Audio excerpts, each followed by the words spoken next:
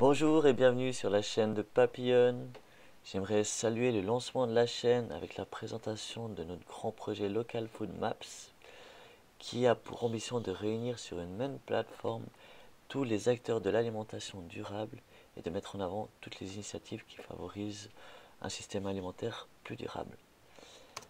Donc la Local Food Maps, c'est quoi? À la base, c'est une plateforme cartographique collaborative et interactive des activités agroalimentaires suisses. Cartographique parce que les outils des géographes sont les plus adaptés pour traiter les problématiques de relocalisation de la production et de la consommation. Collaborative parce qu'il existe des centaines d'initiatives et de passionnés déjà à l'œuvre qu'on aimerait inviter dans le projet. Interactive parce que c'est seulement en créant des interactions fortes entre les différents acteurs de la chaîne qu'on créera des solutions fortes. Enfin, Suisse pour couvrir un marché assez grand pour attirer un assez large public qui permet de créer des interactions en devenant le marché de référence numéro un. Donc Papillon dans ce projet a la modeste tâche d'assurer la création digitale de la plateforme brute, d'effectuer le recensement national des plus de 10 000 acteurs de l'alimentation durable estimés et à terme de gérer l'administration et la maintenance de la plateforme. Nous serons accompagnés dans cette lourde tâche par compétences bénévoles avec un comité d'experts qui nous permettra de faire cette mise à niveau, de devenir une grande organisation qui permettra de soutenir ce projet, de le gérer à long terme. Encore un mot sur la plateforme. Elle aura donc 5 interfaces, 5 maps qui représentent les intérêts des différents acteurs de l'alimentation. Une map pour les mangeurs, des trucs et astuces anti-gaspi, de réseautage, etc. Une map pour les producteurs, une pour les distributeurs et une pour les activités liées à l'éducation. Ces maps, à la base, elles seront toutes identiques, donc un outil de cartographique. Elles se différencieront par un design spécifique, par un affichage des catégories adaptées aux besoins. Donc les mangeurs verront les restaurants engagés et les points de vente locaux et artisanaux autour de chez eux. Les producteurs verront les débouchés locaux, les restaurants et commerces prêts à travailler avec les producteurs locaux. Les distributeurs, à l'inverse, donc on parle des restaurants, des commerces, hein, ils verront les producteurs locaux. Dans les trucs et astuces, on trouvera des formations de cuisine, des cours de cueillette, des frigos anti-gaspi, etc. qui permettront justement de mieux s'engager dans cette culture alimentaire autour de chez eux. Et enfin, dans l'éducation, on trouvera toutes les ressources pédagogiques qui permettent aux classes, aux camps de vacances, etc. de mieux s'éduquer à cette alimentation. Chaque map aura encore des fonctionnalités spécifiques adaptées à ses besoins. Il faut savoir qu'une fonctionnalité coûte très cher à développer et qu'il existe énormément de choses qui fonctionnent déjà, qui manquent parfois un peu d'audience, mais qui fonctionnent déjà. Donc on va privilégier beaucoup l'intégration d'outils existants plutôt que développer tout sur mesure. On reviendra plus tard sur ces fonctionnalités. Enfin, on peut encore parler ici de la HAFEL, la Haute École des Sciences Agronomiques Forestières et Alimentaires de Berne, qui était engagée dès le début dans le projet pour mesurer l'impact de la plateforme sur les habitudes alimentaires. Elle a aussi saisi l'opportunité de créer une analyse des flux alimentaires grâce à l'exhaustivité de la plateforme et à son ambition. Donc la HAFEL fait partie aussi du noyau du projet. Depuis ce noyau, on peut traiter énormément de problématiques. On reprend les problématiques par rapport aux catégories d'acteurs de l'alimentation, donc pour les agriculteurs, les consommateurs, etc. On a soumis ces problématiques à notre carnet d'adresses, aux acteurs engagés que nous connaissons, qui pour beaucoup sont devenus des partenaires de projet avec une expertise et des compétences spécifiques. Chacun s'est engagé ou propose un engagement à la hauteur de ses moyens et surtout du temps à disposition.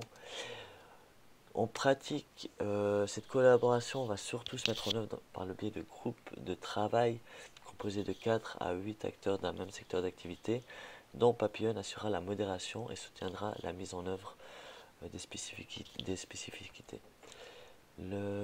Les institutions ou sociétés de type start-up qui ont des ressources financières et humaines peuvent développer d'eux-mêmes des fonctionnalités et des interfaces. C'est une autre possibilité de développement des interfaces.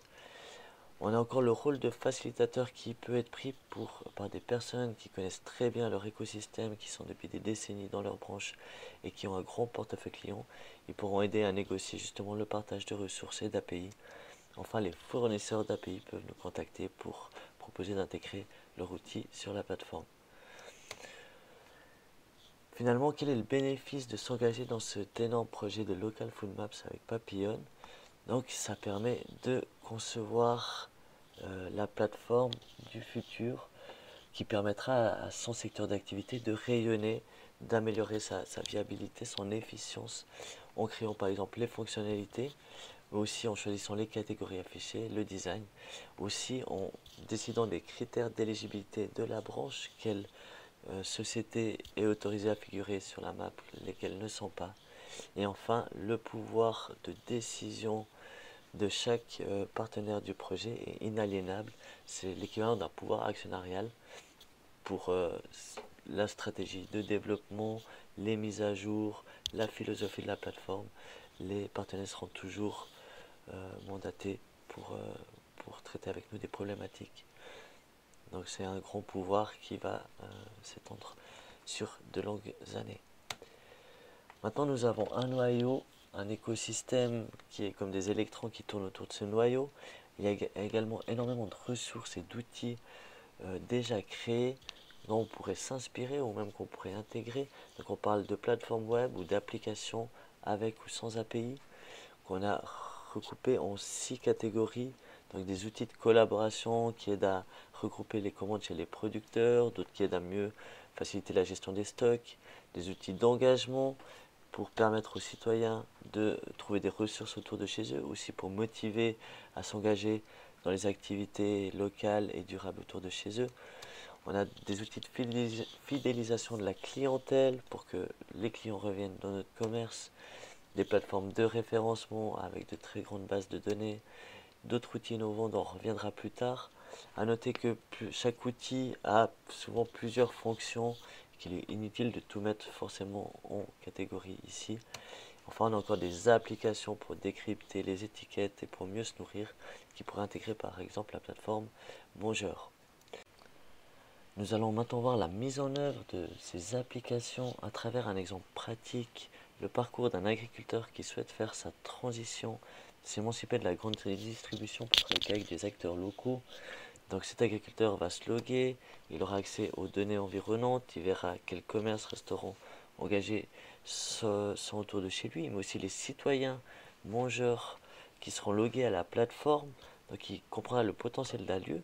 S'il pense qu'une transition est possible, il lance une plateforme de discussion de type Locavore avec une messagerie, des sondages, des outils de statistiques, mais aussi avec des outils comme Parcel qui permettent de comprendre la surface nécessaire à la reconversion, comprendre s'il veut passer tout en bio, en maraîchage, avec de l'élevage, combien de personnes il pourra nourrir avec ça, et ainsi combien de personnes doivent s'engager dans le projet pour qu'il soit viable.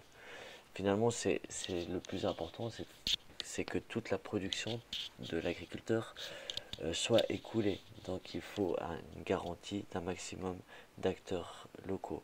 Toutes ces données pourraient être synthétisées sur une plateforme de type crowdfunding qui regrouperait justement les garanties d'engagement et les éventuels investissements nécessaires à la transition. En termes techniques, on pourrait sortir un rapport de spécification justement qui ressemblerait à ça. Quelle catégorie on décide de faire afficher sur l'interface producteur, son design et les fonctionnalités pertinentes. Après, il faudra décider de la mise en œuvre si on essaie d'intégrer, de négocier avec les fournisseurs d'API ou si on s'inspire et qu'on développe de A à Z. Donc là, tous ces outils existent déjà. Certains sont très proches de ce qu'on veut, d'autres un peu moins. Mais on voit qu'il n'y a pas à réinventer la roue. À savoir qu'en fait, le dernier outil, la plateforme de crowdfunding, aurait pu être développé avec YesWeFarm.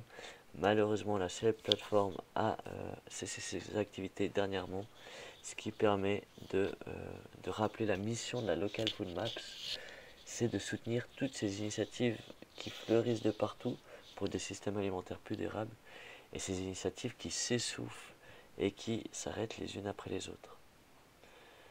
Voilà, merci beaucoup pour votre attention. J'espère que j'ai pas été trop long. N'hésitez pas à laisser des questions, des commentaires.